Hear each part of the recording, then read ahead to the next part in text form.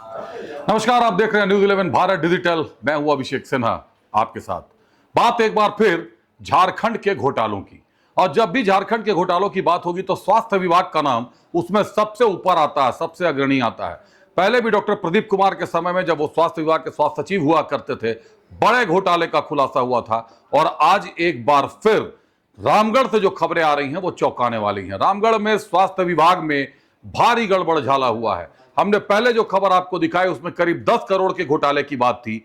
यह माना जा रहा था कि डॉक्टरों को जो वेतन मिल रहा था, कई डॉक्टर उसमें ऐसे थे जो कि डॉक्टरों की लिस्ट में शामिल ही नहीं थे, वो डॉक्टर का काम वहां करते ही नहीं थे, लेकिन बावजूद इसके उनकी पोस्टिंग वहां नहीं थी, बावजूद इसके उनके नाम से बैंक खाते चलाए जा रहे थे। आधा दर्जन से ज्यादा बैंक खातों में साल में करीब 1 करोड़ रुपए की निकासी की जाती थी। तो आप अंदाजा लगा ले कि 10 साल का रिकॉर्ड निकाला जा रहा है कि पिछले 10 साल से उन खातों में रुपए भेजे गए हैं। तो एक गोलमोल एक अनुमान, कैलकुलेटिव अनुमान है कि 10 करोड़ रुपयों का घोटाला हुआ था। जब मामले की जांच का खुलासा हुआ, तो रामगढ़ डीसी ने मामले की जांच की जिम्मेदारी रामगढ़ के एसडीओ को सौंपी। रामगढ़ एसडीओ ने जैसे ही जांच शुरू की और चौंकाने वाले तथ्य आने लगे।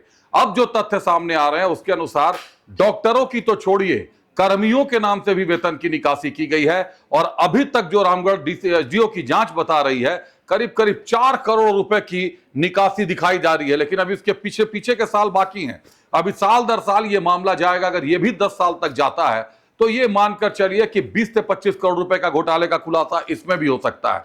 तो कुल मिलाकर रामगढ़ स्वास्थ्य विभाग में पिछले कुछ एक सालों से या 10 सालों से आप मानकर चलें कि लगातार घोटाले चल रहे थे। लेकिन जो सबसे अहम बात है कि क्या ये घोटाले बिना आला अधिकारियों की जांच के हो रहे थे, बिना उनकी जानकारी के हो रहे थे? अगर सिविल सर्जन की बात करें तो किसी भी जिले में स्वास्थ्य का प्रमुख सिविल सर्जन होते हैं। सिविल सर्जन की भूमिका संदेह के घेरों में है। रामगढ़ में अभी तक पिछले 10 साल से जितने भी सिविल सर्जन आए हैं, अब उन पर जांच की तलवार लटकने लगी है। यहां चौंकाने वाली बात यह भी है कि जिला प्रशासन तो अपना काम कर रहा है, रामगढ़ डीसी ने आदेश दिया, एसडीओ जांच कर रहे हैं, लेकिन स्वास्थ्य विभाग की तरफ से या एसीबी की तरफ से ऐसा कोई जांच अभी तक शुरू नहीं किया गया है। किसी तरीके की जांच की बात नहीं है। आज एसीबी ने छापामारी भी की है। रांची, चाईबासा, गिरिडीह, हजारीबाग में छापामारी हुई है, लेकिन छापामारी बड़गाई के जमीन के मामले को लेकर हुई है। अभी तक ये जो घोटाला है, जो करीब करीब 25-50 करोड़ रुपए का घोटाला बताया जा रहा है, उसमें एसीबी को कोई इनपुट नहीं, एसीबी को शामिल नहीं किया गया, एसीबी को जांच की जिम्मेदारी भी नहीं सौंपी गई है। आला अधिकारी और राजनेता इस पूरे घोटाले से बचते हुए दिखाई दे रहे हैं। तो क्या इस घोटाले के तार राजनेताओं के दरवाजे तक भी पहुंचेंगे? यह देखना दिलचस्प होगा। अब विपक्ष इस मामले पर कहीं ना कहीं कमर कस चुका है। चंद्र प्रकाश चौधरी की बात करें, सांसद गिरिडीह, उन्होंने सीबीआई जांच की मांग कर दी है कि यह मामला चूंकि गंभीर है और मामला करोड़ों के घोटाले का है, तो यह मामला सीबीआई के जांच के दायरे में आना चाहिए। केंद्रीय जांच एजेंसियों से जांच कराना चाहिए कि आखिर कौन लोग इस पूरे रैकेट में इन्वॉल्व थे। कई सिविल सर्जन का नाम, सफेद पोशों का नाम उजागर हो जाएगा, जो कि अब रिटायर भी हो चुके हैं। और जब पूरी प्रक्रिया आप देखेंगे वेतन निकासी की, तो वो जाकर सिविल सर्जन के पास खत्म हो जाता है। उनके आदेश के बाद ही ये वेतन की निकासी संभव है, वेतन की निकासी की जाती है। तो इस पूरी प्रक्रिया में शामिल लोगों ने क्या कभी ध्यान नहीं दिया कि आधा दर्जन से ज्यादा अकाउंट डॉक्टरों के और उसके अलावा कर्मियों के, आउटसोर्सिंग कंपनियों के भी नाम अब सामने आ चुके हैं कि आउटसोर्सिंग कंपनियों के नाम से भी कई तरीके की फर्जी निकासी की गई है। आउटसोर्सिंग कंपनियों के नाम से भी फंड का आवंटन कराया गया, आउटसोर्सिंग कंपनियों को भी वेतन के मद में पैसा दे दिया गया है।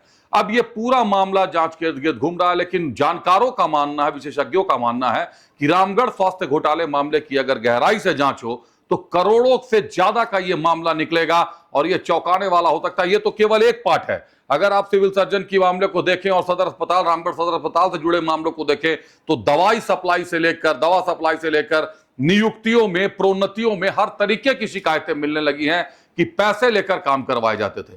आरोपों का क्या है? आरोप तो लग सकते हैं, लेकिन जांच की मांग अगर केंद्रीय जांच एजेंसियों से की जाने लगी है तो निश्चित तौर पर मामला गंभीर हो गया है।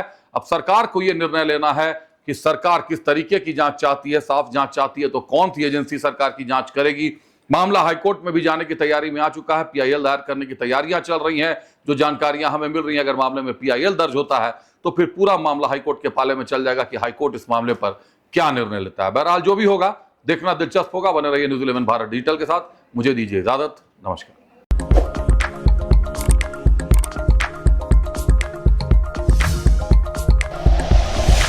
Like and share videos, subscribe करें हमारा चैनल और प्रेस करें बेल आइकॉन।